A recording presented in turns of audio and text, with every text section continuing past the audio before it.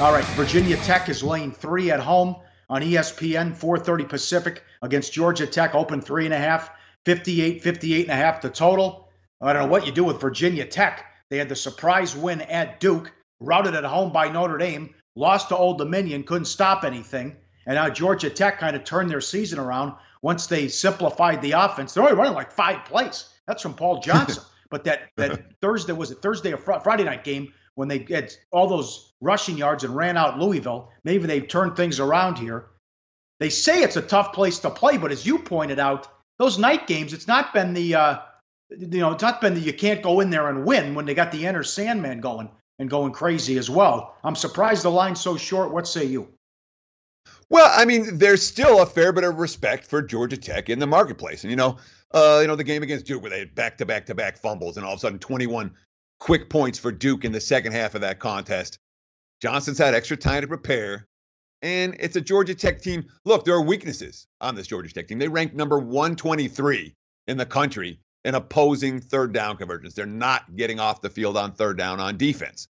But Georgia Tech has won 3 out of 4 in this series. They did beat Virginia Tech last year, and the way they did it was all about the big plays. And they spent all year last year. You talk about not many plays that they run, but last year it was like a triple option play with the A-back running against the grain and taking advantage of a defense that's aggressively following the motion. And boom, they had multiple big plays. Nathan Cottrell of the A-back for the Yellow Jackets had a huge game last year. A 69-yard run on that particular play and multiple big play touchdowns.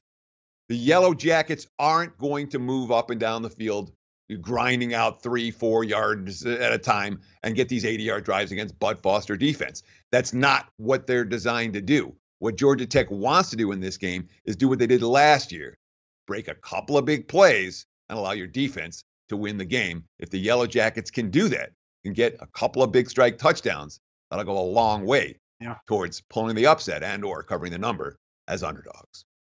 Like they're begging you to bet Virginia Tech, who also needed that long touchdown drive by Willis to beat North Carolina, and that was ugly. Carolina blew that game when they fumbled inside the 5-yard line.